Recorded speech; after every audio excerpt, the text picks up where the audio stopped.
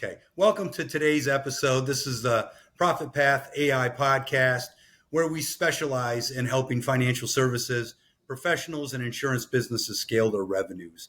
So if you want to learn how to take your business to the next level, make sure to stick around. And if you're interested in free growth consultation, just drop the word growth in the DMs.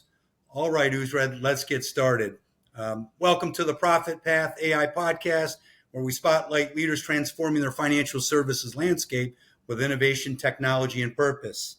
Today, I'm joined by Uzrad Lew, founder and CEO of Unity, a company that's reimagining what financial empowerment looks like through AI, education, and community. Uzrad has had over 25 years of experience in corporate finance, venture capital, and global advisory. And now he's leading a movement to help families and small businesses achieve their financial self-sufficiency. Uzrad, it's a great pleasure to have you on. How are you today? I'm good. Thank you for having me. I'm fine. I'm great. I'm busy all the time, bringing Unity to life. And happy and feel, very grateful of the opportunity to do it. I'm not a 25-year-old entrepreneur, as you can see, Right. but I'm very, very I would say self-motivated, based on my career, based on my education, based on my history and upbringing, to be in the position I am today. It's Good. exactly what I have to be. Glad to hear it. Listen, you've had quite a diverse background, from the Israeli Intelligence Corps to venture capital and now launching Unity. What inspired you to create this platform?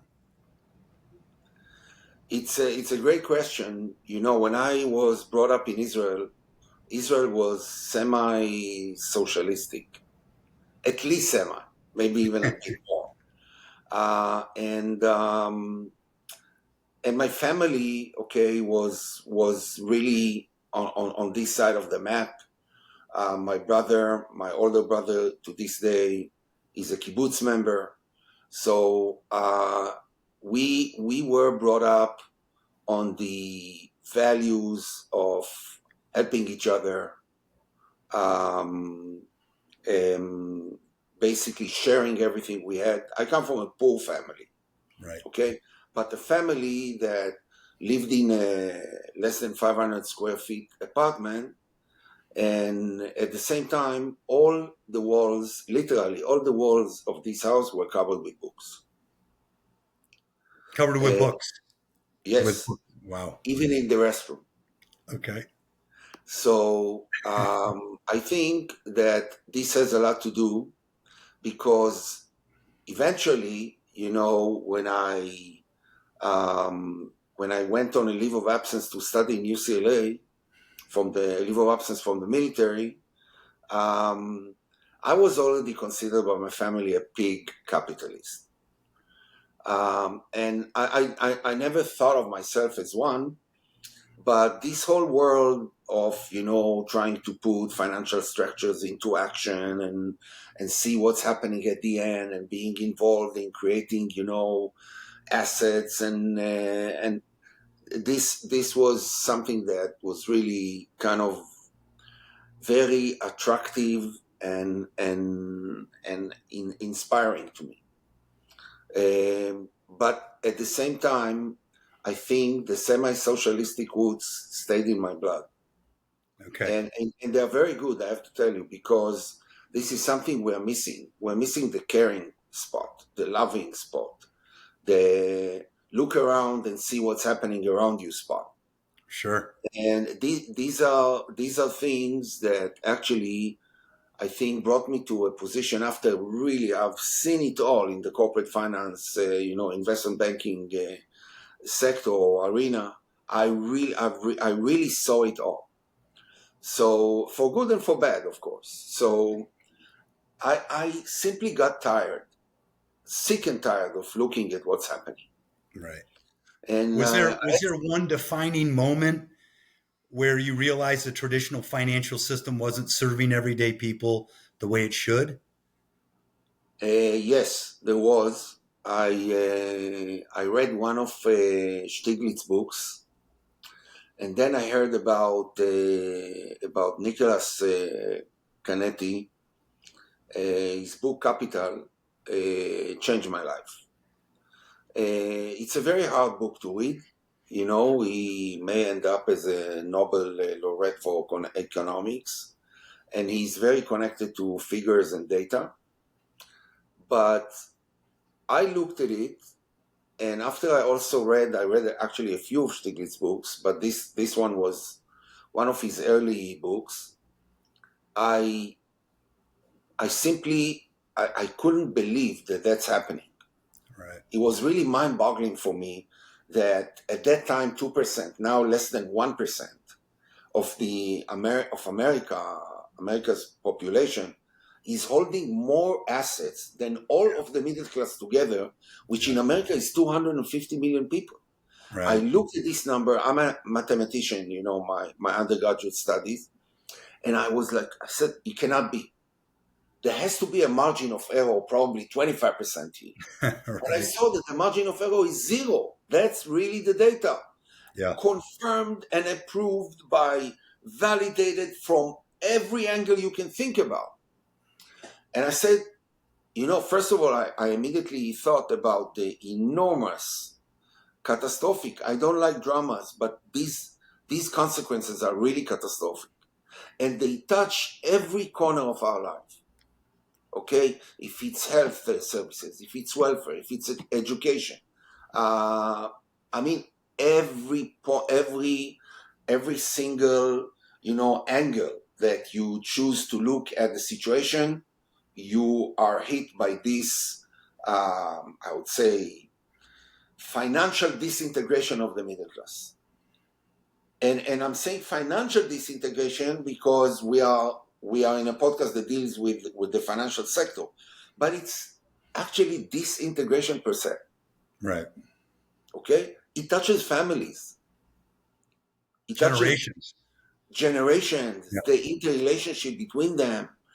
I Yeah. mean, and this really, uh, you know, I'm known to be like a tough person, you know, with the military background and so on, but I'm really not. I Sounds to started. me like you got a huge heart.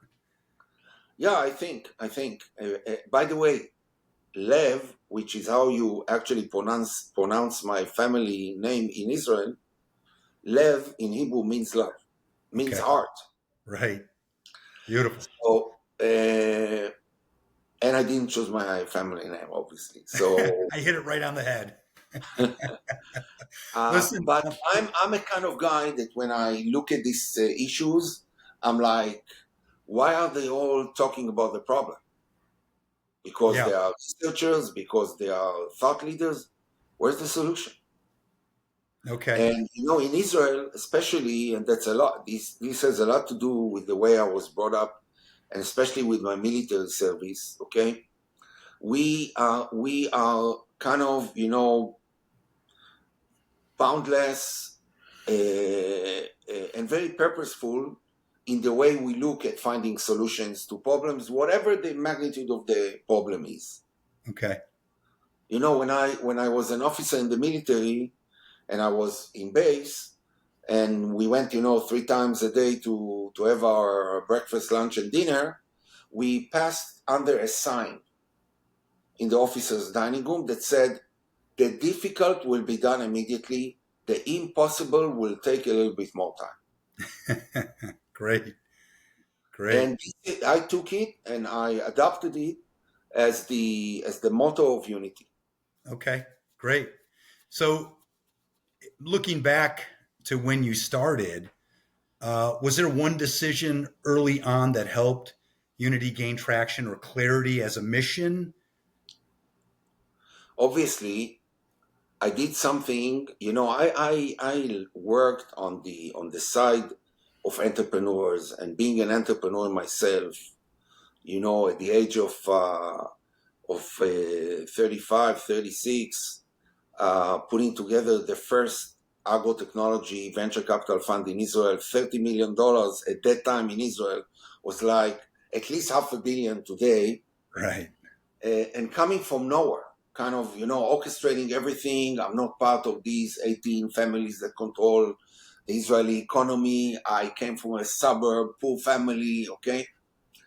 So doing all of that, I immediately understood that we have to start by research. And it's very uncommon that an entrepreneur will say, hold on, team, with two people that actually, they were interns that joined me. Right. And I had no partners. I didn't want to have, by the way, partners at that point, because I was not sure where I'm going. Maybe the research will come out and say, Uzrad, kiss this crazy idea of yours bye-bye and let's move. And it happens. So Yeah.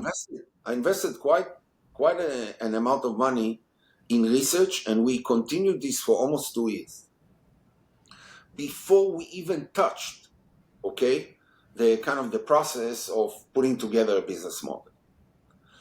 Also, I wanted to make sure, because the magnitude of the problem we're solving is so huge and so diversified, okay, there are so many moving parts, that you have to be clear. You have to create kind of boundaries, divisions. You have to understand and define what is standing ahead of you. What are you? Where are the real challenges? Right. Plus, because millions and millions of pages were written about this, you had to somehow, differentiate the men from the boys. Right. You can't just eat semi-political, and people who are dealing with this as part of their legacy to be or something like that. And it's not easy. And it's very time-consuming, because you simply have to read. At that time, I remember I was going to the restaurant with a book. I was going with my wife, to a vacation, and I had a whole trolley, full of books.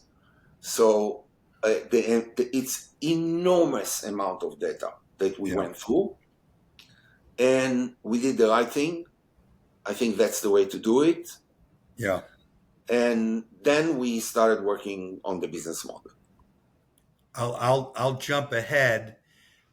Unity blends financial technology, AI, and real world community centers. That's a bold combination, what you're doing. What's been the biggest driver of growth or excitement around the core idea so far? Look, the idea is the most exciting idea I've ever seen. And I'm not a limelight person, and I'm not, I'm just, if you look at my resume, you understand immediately that I feel very good in shadowy areas.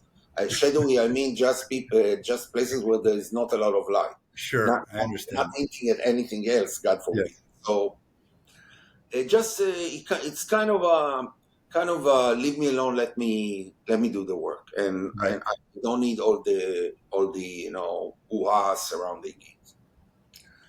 But here I was facing a very different situation, because part of us getting putting together a business model was to always be interacting with people, real people from the various kind of tiers or subsectors of the middle class, and getting their feedback.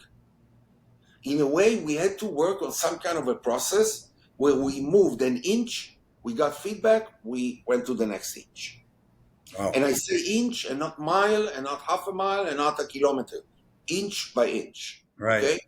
Because we understood that there are so many factors that are here that are not inherently connected to business traditions. Why? Because corporate America wants to avoid that. When your insurance agent is offering you a retiring program, it's mainly because he knows that he's gonna get the highest commission Sure. in the company. And in many cases, it's the kind of program that his superior comes to him and says, from now on, this is what we're selling. Right. Okay? So now when he talks to you, he's in an inherent conflict of interest with you. Of course. And not only that, he doesn't want to know, okay, what kind of data stands on the other side of the equation. He wants to trap you, mainly using sales techniques.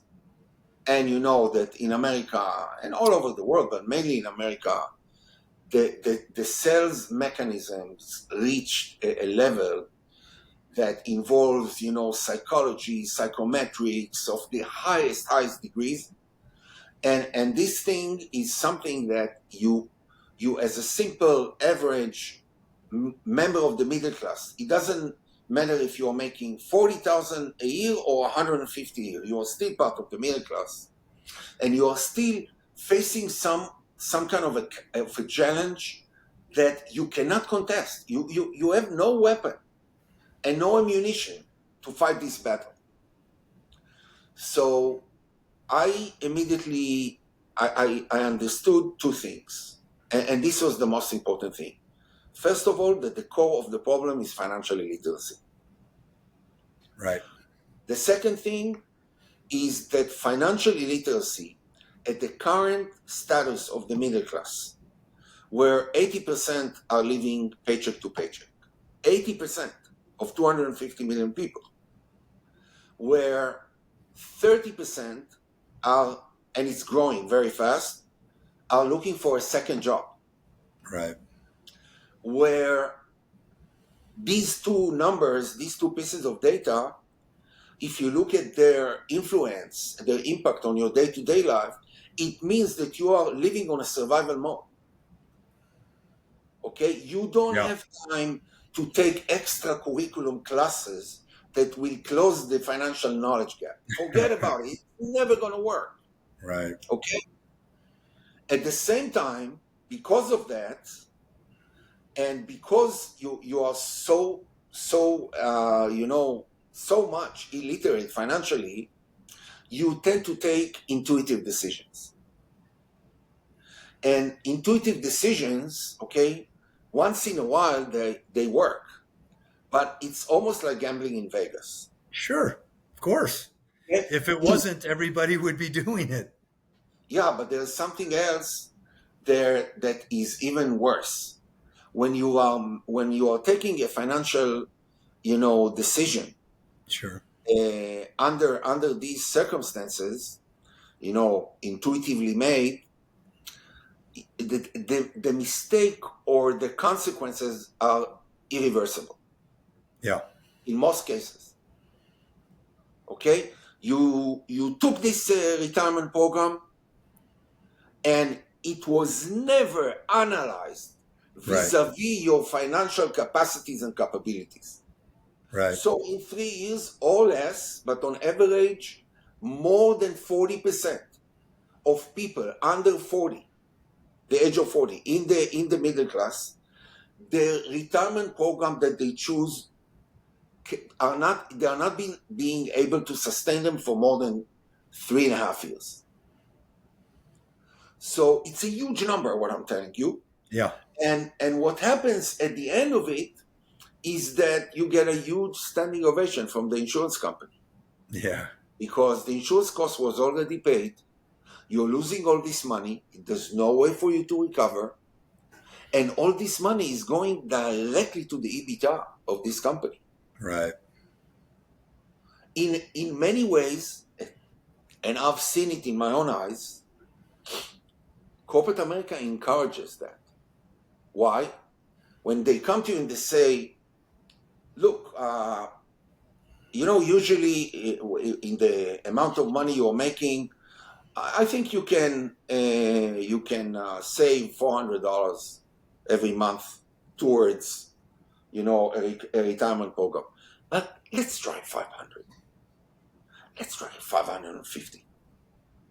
And if you can't make it for 6 months, we will pay it. Right. Okay?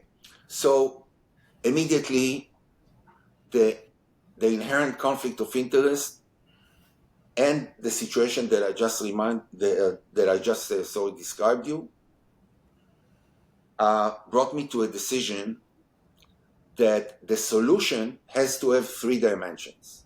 First, 24/7, 365. Second, it has to be an expert in experts. Third, he cannot be an advisor because the SEC will kill us. Okay, and corporate America, of course, will be happy to kill us, but nowadays, if we do the financial, behemoth, financial services behemoth, but now if we do it right, and if we do it fast enough, but not too fast, so it's really well planned and well done, I don't see them, really trying to make an effort to kill us. But the way corporate America does is to buy us or to swallow us and make this a thing that is working, under their logo. Sure. But we are not looking at this. I'm not an entrepreneur who thinks about exit 1 second. And whoever comes to me and talks to me about it, I throw him out of the room. As simple as that. Because the first thing, and we are focused around it. I promise you, now we have a much bigger team. We are focused around it 24/7, 365. The launching, the pilot, the proof. Okay, how do we prove the business model is really working? Well, listen, from what I'm listening to now, you're definitely challenging the established system of traditional finance. With that being said, when you started Unity, what was the hardest part of turning the concept into something tangible? Was it getting the buy-in? Was it raising capital? Maybe finding the right partners? Which one of those 3 things? I think it's all of them. We tend, when I worked with the entrepreneurs, or when I put together, my first business, it was this fund that I told you about.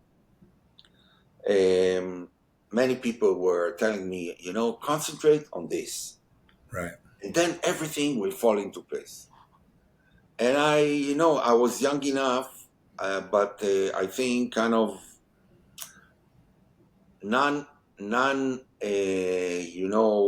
committed to traditions enough to understand it's all bullshit.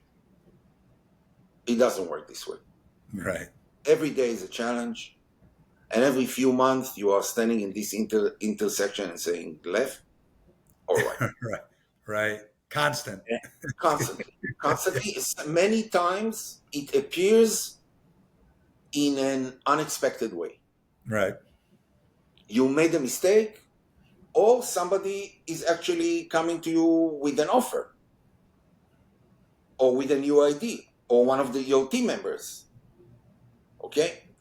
So what helped me is that I decided to bootstrap the company. And I said, okay, first of all, let's push away all the financial fundraising noise, at least on the first, few years. And I'm not a multimillionaire, but I thank God. But I decided to go all the way. So, and by the way, for me, it was never an issue to show how much money I have. I never drove a Bentley, and I don't really get any kind of, stimulation from looking at a Bentley. And at the same time, there are things that I like to do, but it was always balanced. Yeah. I never felt that I have to live like a poor man in order to prove something. I think this is really lunacy. It's stupidity. But at the same time, I really concentrated in making this kind of as efficient as I could. And by the way, startups are inefficient by definition. Because the emotional participation and commitment, exactly like the middle class, by the way, pushes you to make many mistakes. Right. um, and you are very vulnerable with the mission because you are thinking, you're visualizing the mission so well that whenever the reality comes and knock on your door and say, that's not gonna work, man. Yeah. You tried it, you banged your head into this wall, it's not working. Yeah. Then it's a problem. There is, I call it the digestion of problems. You are not Reality. even thinking, how am I going to solve it? You are like, let me swallow this, and first of all understand that you for me, because I have such a long perspective, it was much easier. Right. I talk a lot with young entrepreneurs. I mentor them, some of them, not many, but I keep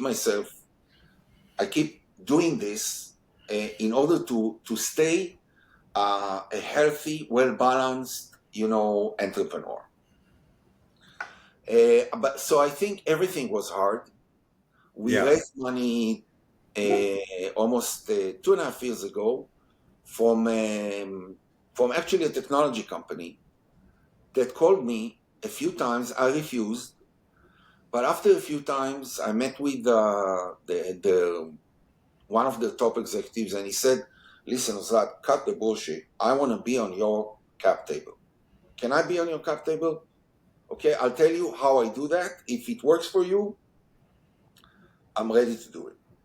Right. And it was like 2 months of negotiations, and we did it.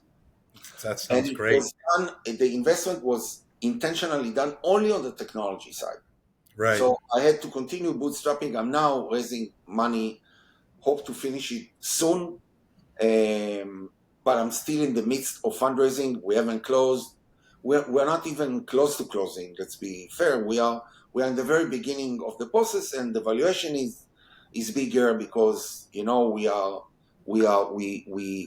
really made a lot of progress. So let's go. The two things that I'm really hearing a lot of. The first one was financial literacy, which was huge, and you're using the word technology a little bit. So this question will probably be really great. You've mentioned before that the financial literacy and accessibility are at the heart of Unity's mission. What has been the biggest challenge in actually reaching the people who need it most? I think before that, I didn't tell you uh, enough about the technology challenge. Okay. And it connects directly to what you just asked me. Okay. Okay. Sure. We could have done it either way. Technology first, and then Yeah, the yeah, yeah. service. They are so intertwined that Yeah. it's gonna Okay. be very easy. So basically, when we looked at the solution, we said it cannot be a human being. It has to be AI, a machine learning feature, or something like this. Right. And the reason for it is that when you're talking about this inherent conflict of interest, okay, let's say that I have a guy, a BGA, okay, a feeder, like WFG, for instance, or companies like that, between the client and the insurance agent, okay? And I'll just talk to you about one scenario that the insurance agent sees that this BGA executive is really doing a fine job and is telling you, why don't you come to us? Okay? So first of all, people are stolen from each other on a daily basis in this industry. Right. Second, or maybe first, there has to be we have to create trust, first and foremost. And the trust is built on the fact that this entity, okay, human or machine, will never sell me anything. Never ever. Will only be my guardian angel, my protector, the one that helps me avoid making these intuitive, harsh mistakes, first and foremost, and then directs me, introduce me, okay, help me analyze my situation, kind of define the problem, and then based on the results of that, sends me to, the experts, the Right. financial planners, the asset managers, the accountants, the estate planning guys, whatever. So we thought AI, basically, when Altman was not even before he even founded OpenLine. But the reason for it is that we looked at it from a very different point of view. He was coming from the point of view of developing AI. And I was telling my CTO, we are coming from the point of view of using AI. And that, by the way, delayed us a little bit, because the AI that you know 3 years ago is so far away from what you know now. Right. Okay? So this about the technology. It was very clear for us from, I won't say from day one, but very quickly we understood that this is the situation. Then, and that's connect to what you asked me, we said, it would be very nice if this entity, creature, whatever we call him or her RIVO. Okay? Right. REVO. And the reason, by the way, we call him RIVO is that we are revolutionary guys. Okay? On the very good and calm side of revolutions. Okay? But revolution is a bad word in America. It's a frightening, scary word in America. So we called him RIVO, REVO. And he's the start of the revolution. He's the first step of the revolution. Okay. But RIVO is, we asked experts, and they all, it took us some time, and we've chosen the name. Now, RIVO, when we started defining his capabilities, we thought it would be so nice if he could show feelings. And then we understood that he will never have feelings, but he can actually react to your feelings. So if you are withdrawn, if you are angry, if you are afraid, if you are shameful or embarrassed, we immediately said this machine has to be able to detect that. It's very easy. We don't need to write one line of code in order for this machine, okay, to assess to map your financial situation, commitments, assets, revenues, loans, whatever. This is done in nanoseconds today. Right.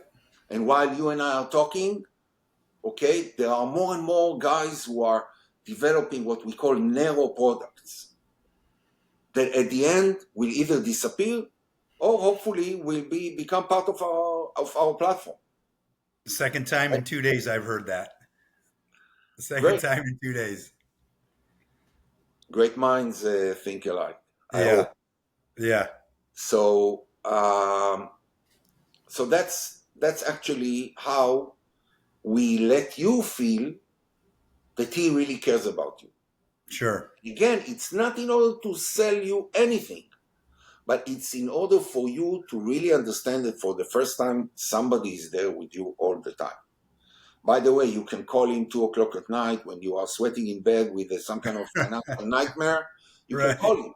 There's no Right. waiting line. He can take in one shot hundreds of thousands of calls. Right. So he's available. You can talk to him. He will answer you. He knows that it's you.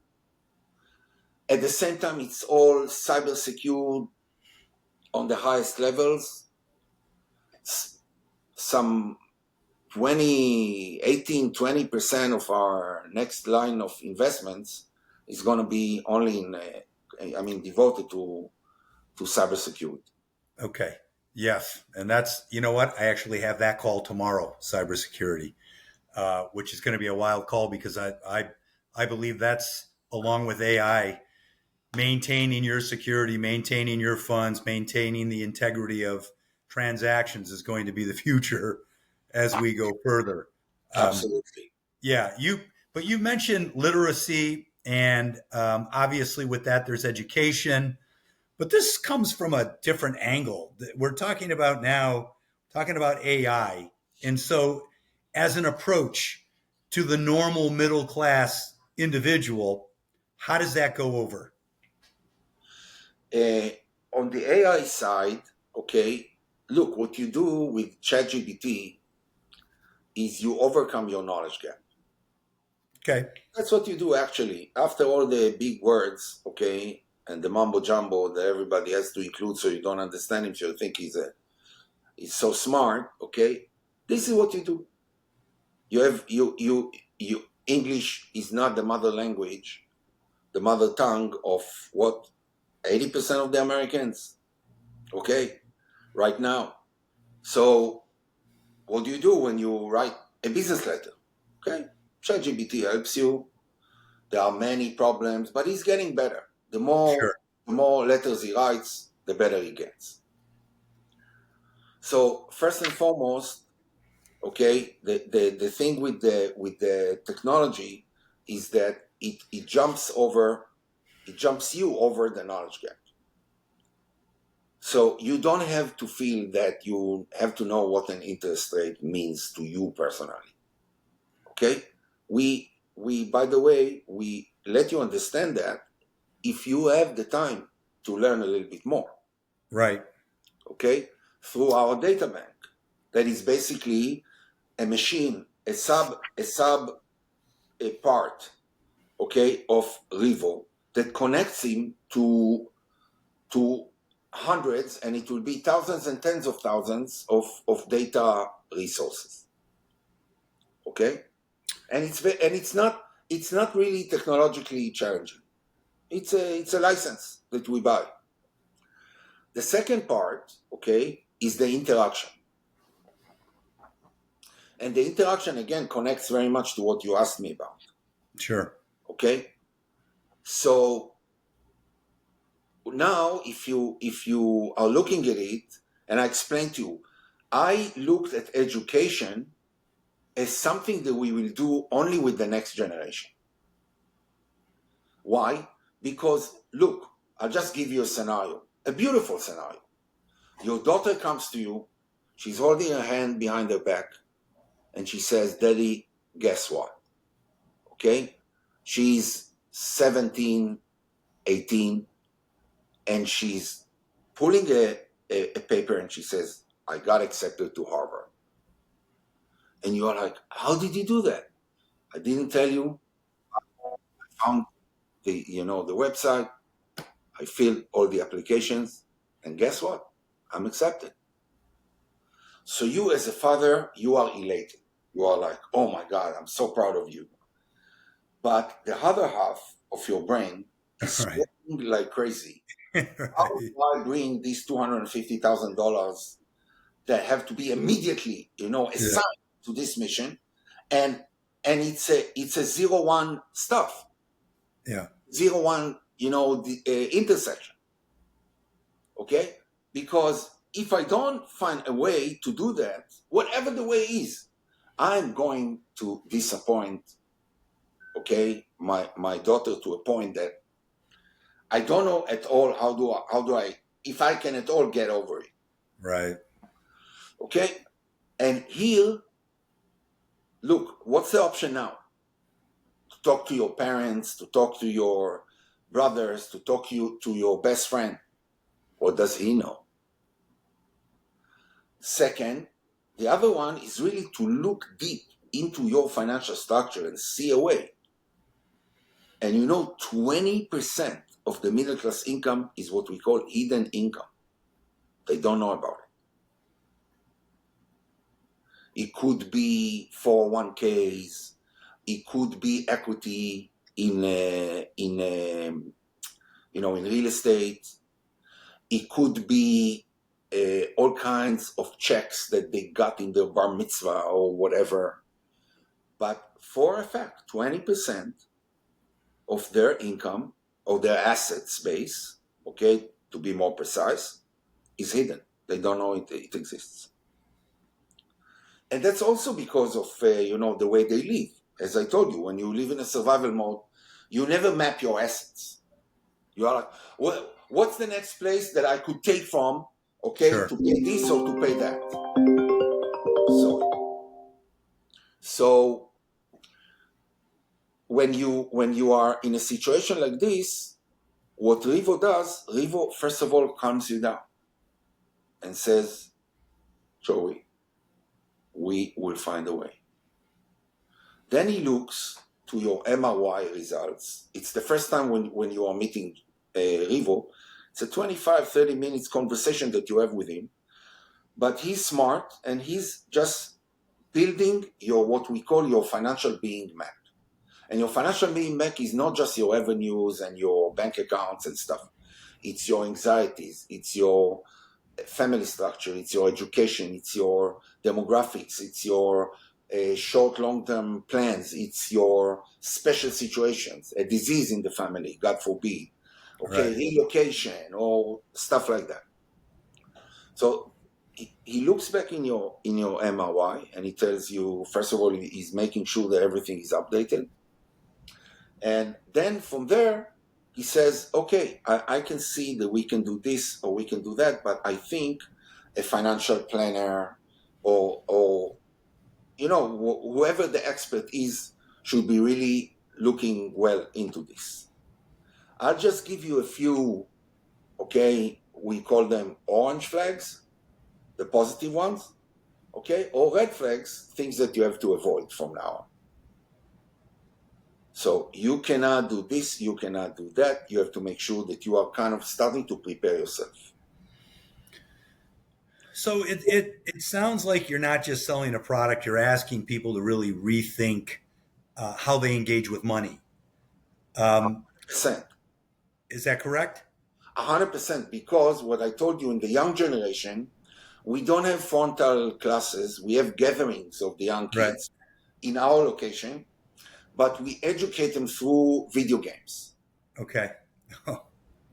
So the first video game that we are just starting now to work on is called The World of Money, 11 to 14. And it's about what money is all about. Sure. Okay, what do you do with it? How do you treat it? Where do you get it from? What are the bad sides of it? What are the good sides of it? Why is it so important? And they get the answers to all of this and many others through just playing a quest. Right. Beautiful. Right. Okay.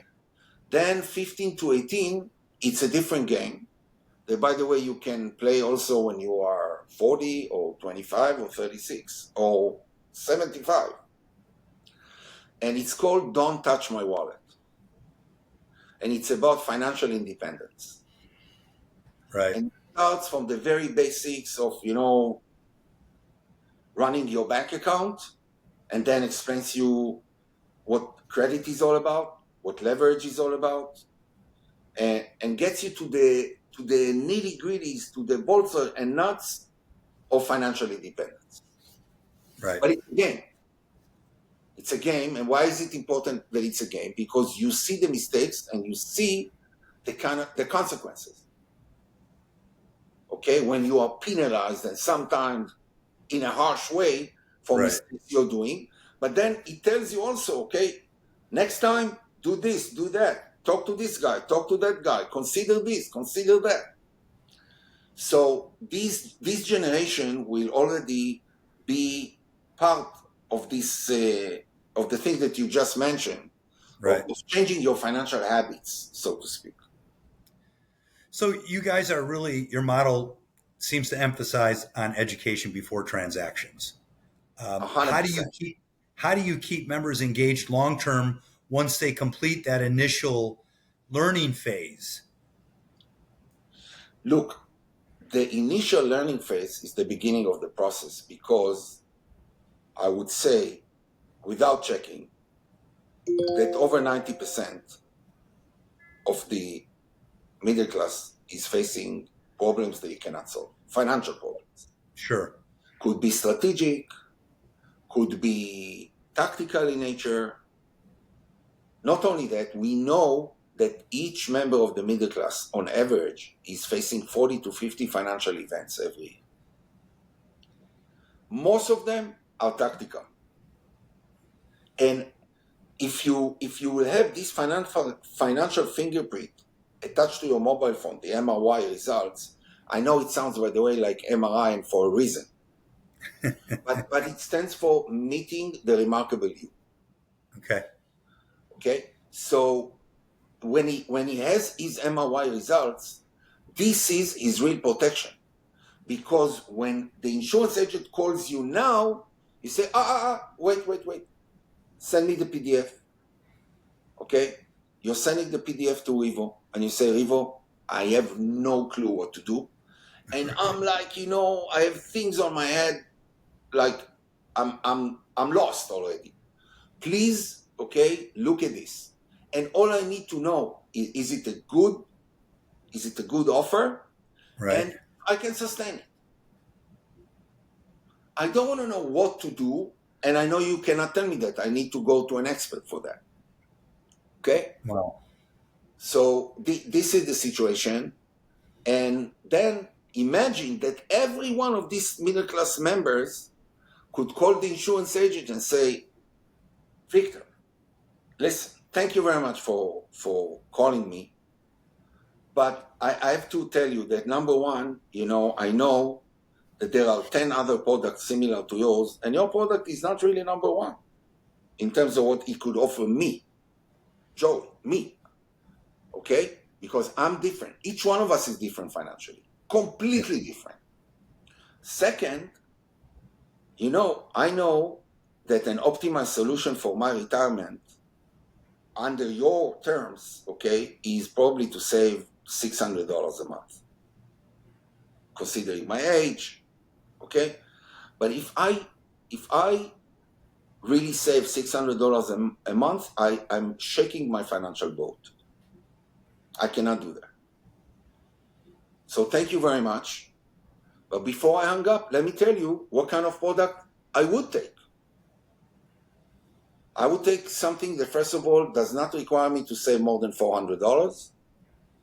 I want the same benefits, okay? And A, B, C, D, E, F, G. And how long did it take me to tell you that?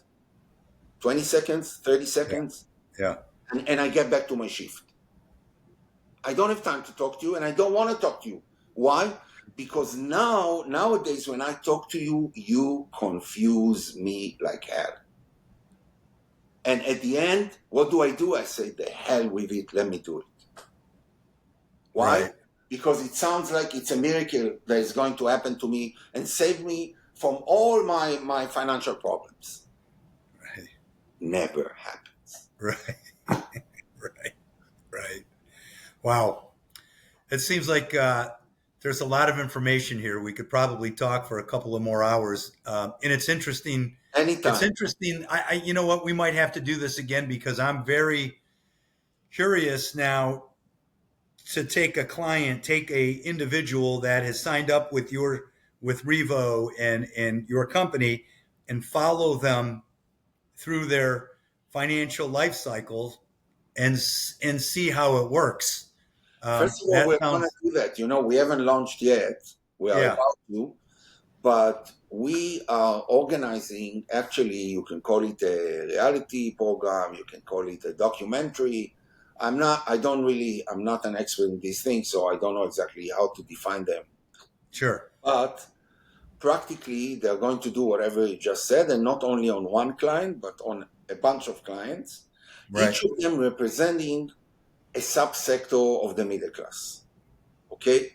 The top level middle class, okay, and the middle class, the lower middle class, blue collar, white collar, okay, self-employed, single mothers.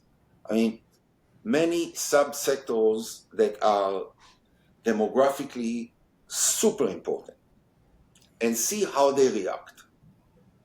How they react to RIVO. The reactions to RIVO, don't forget, are going to be very easy to measure, because sure, when you are talking to 5 insurance agents, you talk right, to 5 personalities. Here you're talking to one personality. It's never going to change. Okay. On the contrary, he's going to treat you like you are the most important thing in his life every time, again and again, Right. and calm you down. The part where he tells you, Joey, let's first of all look at the problem and understand what stands in front of you. And then let me direct you to the best guys and tell you, okay, pull up, as I told you, the red flags and what we call the orange flags. Right. Tell me, I read somewhere that you were going to have a brick and mortar location. Yeah, of course. California was going to be the first one. Yes. When do you see that happening? I hope that we will launch the first one in the second quarter of 2026. Okay. Fantastic. You excited? Wow. Wow. You don't know how many real estate sites I've already visited.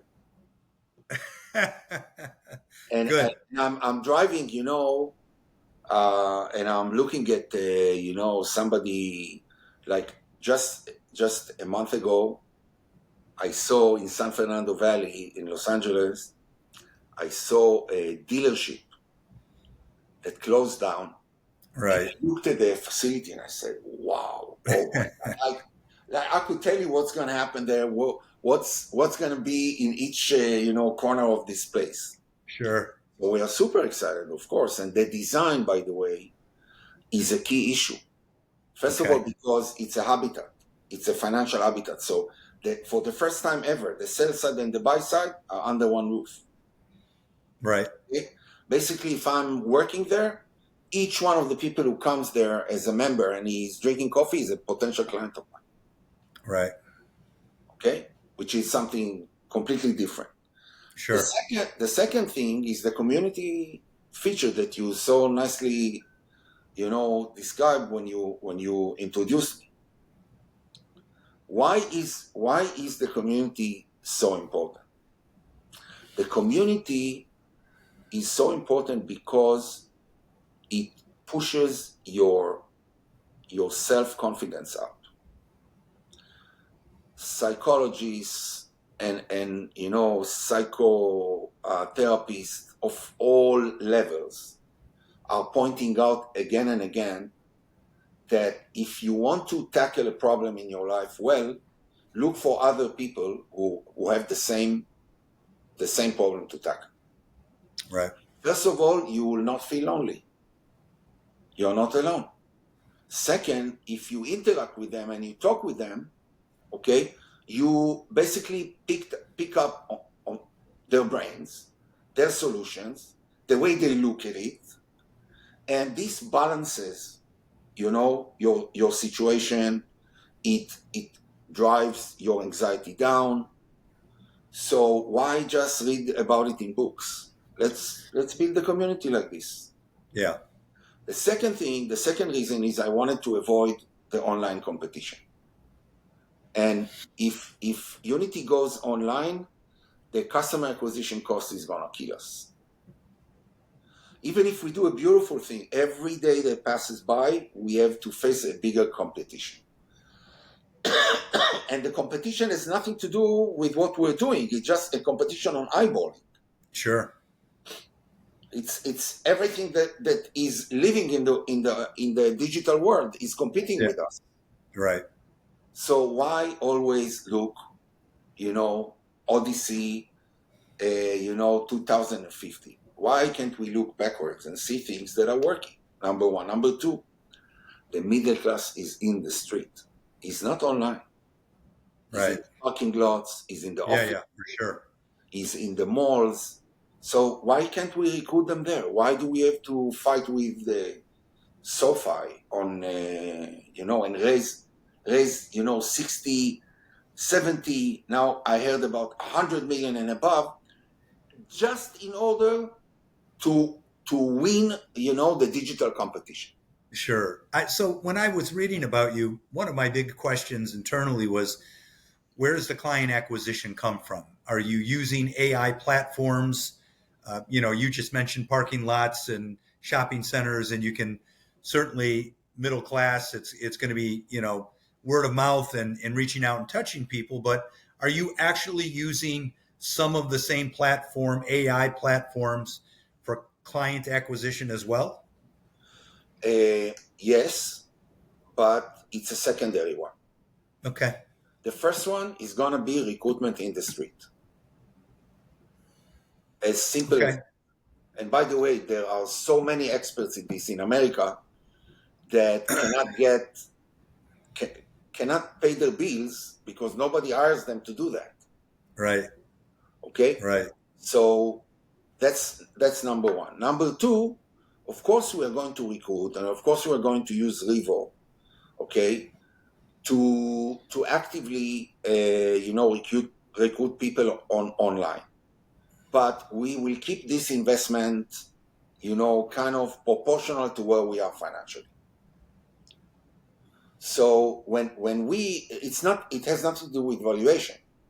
It has a lot to do with how much money you are making.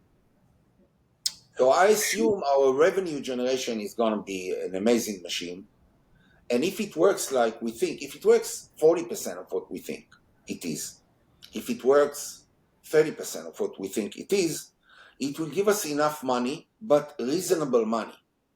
Not the kind of money that a unicorn, spends on the customer acquisition, a competition, and Right. then ends up in bankruptcy. Right. Of course. Of And course. there are what I think over 3,000 fintech companies that have closed down or have been bought for peanuts or are on the shelf somewhere just Sure. because. Yeah. They Okay. grow too fast. The second thing that is very nice about us financially is that we are a never-ending resource of services. Okay, tomorrow comes up with a solution to health insurance that nobody thought about. It will happen. Okay. Sure.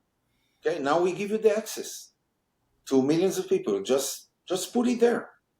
So the financial advisors that are working under Unity, they are independent, but they are basically renting a space. Right. But they adhere to our, a training position that teaches them Right. how the new paradigm is working. As I'm using a generality, but Mm-hmm. I don't have to tell you what it means. It's self-explanatory. Sure. So they cannot base their service on sales technique. Every one of their customers, whether he's our member or he's coming to them to visit RIVO, has to go through the MR1. Has to go. No ifs, no buts. And if we catch them not doing it, there's a 1 time, 2 times, 3 times he's out. Yeah. And it's I in his get it. list. It's written in his list. So let's shift. Let's shift to 3 to 5 years from now. And let's think about it and say, this is what I'm calling, this is what I want to attract to me. Where are we going to be in 3 to 5 years? First of all, there's a big difference in our plan between 3 years and 5 years. But let's say 5 years, okay? Okay. Sure. So in 5 years, we are going to be outside of California because in the beginning we are only here. Actually, Okay. the first 3 are going to be LA and vicinity.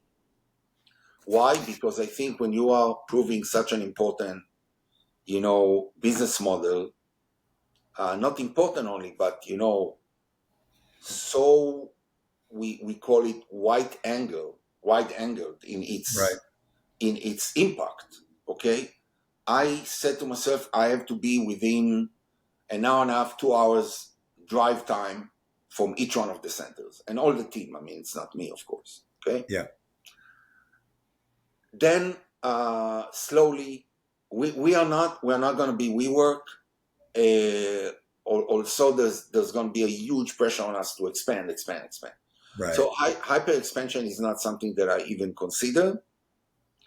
But we are going to move kind of in the beginning only in the west coast and going inland.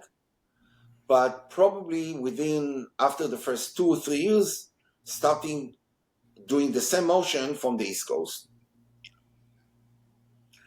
So in 5 years, I think that we could start hyper expanding. So I assume we will have at least 100 RIVOs, a bit more. And RIVO can be established not only in the metropolitan centers. Okay, Los Angeles, for instance, has a place for at least 150 RIVOs. Only Los Angeles, Pasadena, and all the cities around Orange County, and even even kind of adjacent areas. San Francisco, okay, could host at least 25 to 50 RIVOs, but it will take a long time to get there. Sure. So I just want to be realistic, a little bit more conservative. So I say about 100, serving millions of people already. And the community, don't forget, is going to get stronger and stronger. And we have a whole program for us. The MRY is personal, but we have also a business MRY. Sure. Where you can come to RIVO and say, I have a body shop and I'm stuck here, or I have a problem there. What do I do? And he goes through the same conversation with you. By the way, he also, he does both. He does a personal and a business because it's completely connected. I see us probably with at least 25 to 30 different services that we cover. Many joint ventures. We already now have 3 major joint ventures. And I think, and I know it sounds a bit cliche, but you're going to see a lot of smiles there. You're going to see a lot of happy people. Good. That's fantastic. And what else could you ask for? Nothing. Yeah. What else could you ask for? And I believe that we are starting a situation that will be statistically appreciated by scientists and researchers. Sure. I promise you that after 5 years, the assets, okay, when you talk about, you talk about, a number, a data approach, statistical approach, you will see a significant growth in the value of assets held by the middle class. I am ready to bet that if we get to this 100, and this will make huge changes. Sure. I can really envision that insurance agents are going to say, are you on RIVO? Can I get your MRY? Nice. Before I talk to you. Right. That's a big thumbs up for you. Right. At the end, the insurance agent wants client, right? Right. Of course. So now, instead of punching me in the head and said, it hurt? Yeah. Okay. Let me put the Band-Aid on it. Instead of doing this, they will simply avoid the clash. And he says, hey, I'm a member of Unity. My RIVO is in Atlanta, Georgia, in this and this town. Okay, or neighborhood. You don't offer me anything that doesn't go in line with my MR1. Right. Not only that, he offers you something, and then you say, okay, wait. RIVO, what do you think about it? Yeah. Sounds like it fits me. Sounds like the future. It's not, that's sounds like the future, man. Hey, you did great. This was absolutely fantastic. Unity, I'm glad we got a chance to do this because I think it's going to be talked about quite a bit. And I believe if you're willing, we would probably want to do this again because there's so much more. There's so much more that we didn't get to. Anytime recognition is so important. I wanted to really thank you. Yeah. because of the great questions that you had and the opportunity. I look at this as a great opportunity when somebody, like you, is asking me to participate. It's You can't go wrong meeting good people ever. exactly. You never can go wrong meeting good people. Quite a lot the last 2 or 3 months in Good. many podcasts. Good. Listen, good health to you. I hope it all works out the way you say. I'm going to call you. We're going to do this again. We're going to get a little more in depth in other things, but thumbs up and God's blessings to you. And if if you're editing this and I'm going to we send can it to you. please send it to me. Send it to me. We Yes, use it in our posts and stuff. 100%. Thank Okay. you for your time. Thank you. Bye bye. All right.